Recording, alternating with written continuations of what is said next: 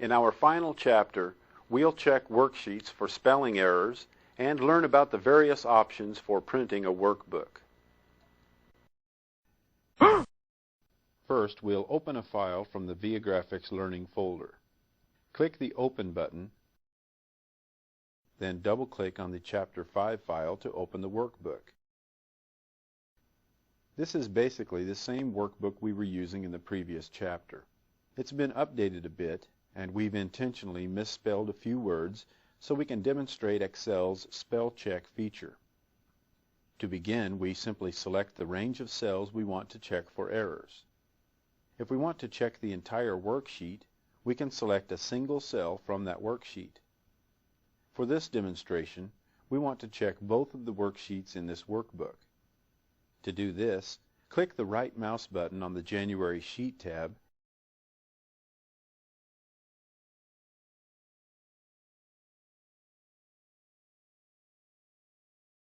and choose Select All Sheets from the shortcut menu. Both worksheets are now selected. To check for spelling errors, we'll move to the standard toolbar and click the Spelling tool. It's the button with a blue check mark and the letters A, B, C.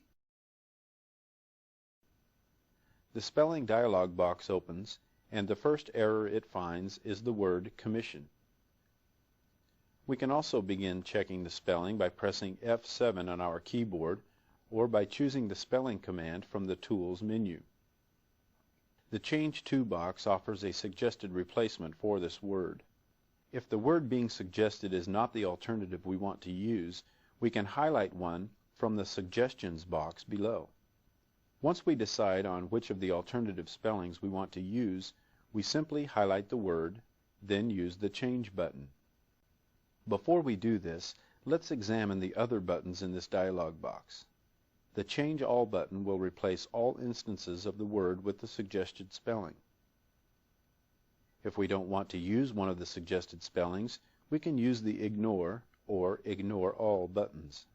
For example, the Ignore button will skip this instance of the word and will not change its spelling.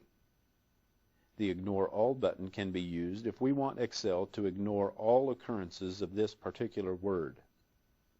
The Add button will add the word in question to the dictionary, so Excel will recognize it from now on.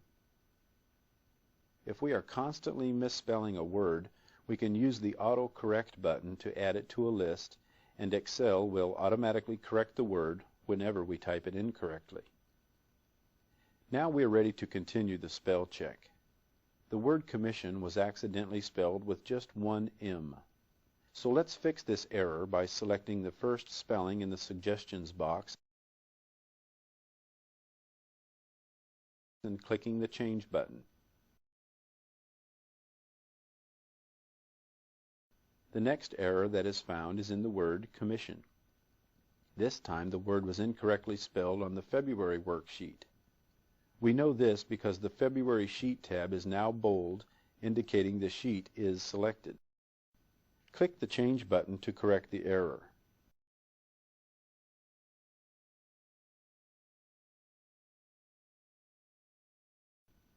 Another error is found because February has been misspelled. We'll accept the suggested spelling that's currently displayed in the Change To box, then we'll click the Change button.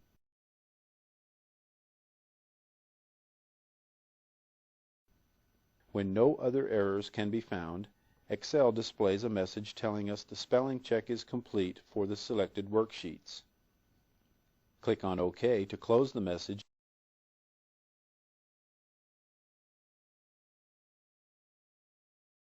and we are returned to the workbook. Notice that both of the worksheet tabs are still selected. To deselect the sheets, we'll right-click the mouse on the January Sheet tab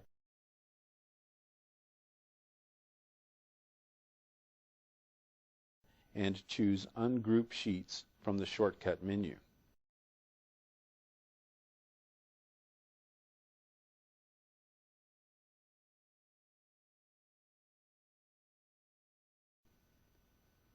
Let's begin by examining the various print settings.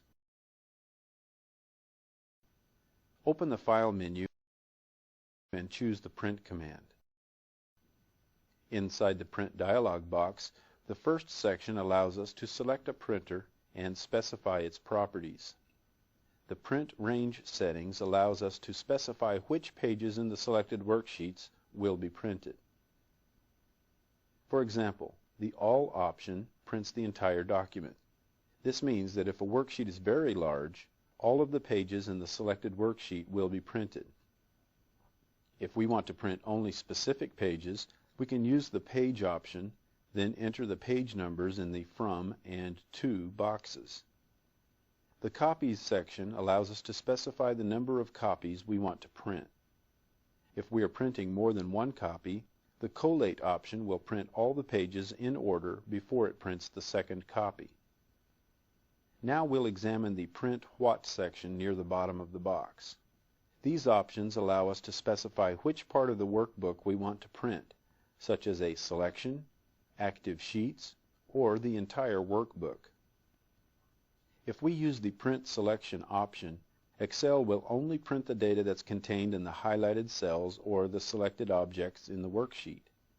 If we're printing more than one selected area and the highlighted cells are not adjacent, the selections are printed on separate pages. The Active Sheet option prints the worksheet or worksheets that are currently selected. If a print area has been set for the active worksheet, then only that area will be printed. To print all of the worksheets in the active workbook, we can select the Entire Workbook option.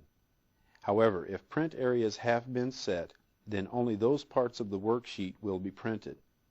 Keep in mind, worksheets that do not contain any data will not be printed.